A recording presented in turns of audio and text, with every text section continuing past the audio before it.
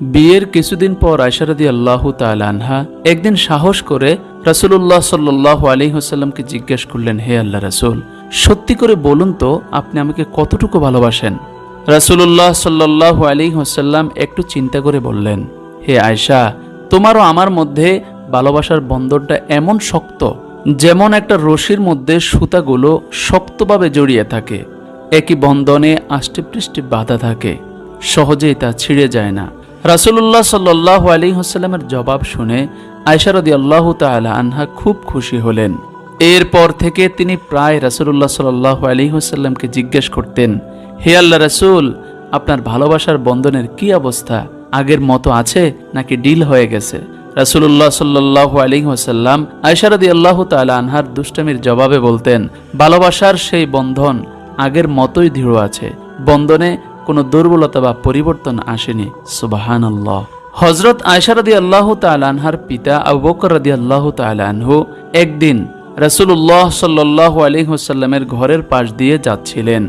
এমন সময় তিনি হঠাৎ করে আয়েশা রাদিয়াল্লাহু তাআলা আনহার উঁচু গলার আওয়াজ শুনতে পেলেন। তাই তিনি থমকে দাঁড়ালেন এবং ঘরের ভিতর প্রবেশ করলেন। ঘরের ভিতর প্রবেশ করা মাত্রই তিনি বলা শুরু করলেন, হে আয়েশা, রাসূলুল্লাহ সাল্লাল্লাহু আলাইহি ওয়াসাল্লামের সামনে উঁচু গলায় কথা বলা তো দূরের কথা, তার কোনো কথার দ্বিমত পর্যন্ত করেনি, আর তুমি এই বয়সেই রাসূলুল্লাহ সাল্লাল্লাহু আলাইহি ওয়াসাল্লামের সামনে রাগ দেখিয়ে কথা বলছো?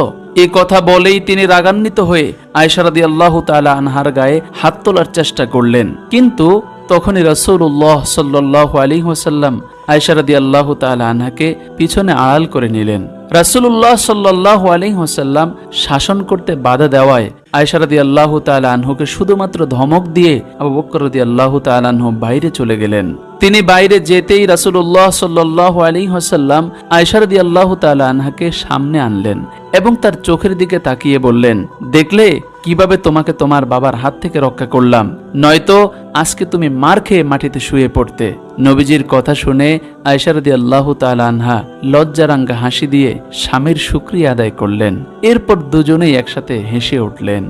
ঘরের ভিতরে নবীজি এবং আয়েশা রাদিয়াল্লাহু তাআলা আনহার হাসি দেখে আবু বকর রাদিয়াল্লাহু তাআলা আনহু পুনরায় ঘরে আসলেন এবং তিনি নবীজিকে লক্ষ্য করে বললেন, ইয়া রাসূলুল্লাহ, আপনাদের সকল খুশিতে আমাকে ভাগে রাখবেন, আমি যেন আপনাদের খুশি দেখে আল্লাহ তাআলার দরবারে শুকরিয়া আদায় করতে পারি। সুবহানাল্লাহ। রাসূল পাক সাল্লাল্লাহু আলাইহি ওয়াসাল্লাম আয়েশা রাদিয়াল্লাহু তাআলা আনহার কাছে আসতেন শুধু আয়েশা রাদিয়াল্লাহু তাআলা আনহার একজন বন্ধু হিসেবে। নিজেকে আয়েশা রাদিয়াল্লাহু তাআলা আনহার ভালোবাসার সামনে সমর্পণ করে দিতেন। আয়েশা রাদিয়াল্লাহু তাআলা আনহা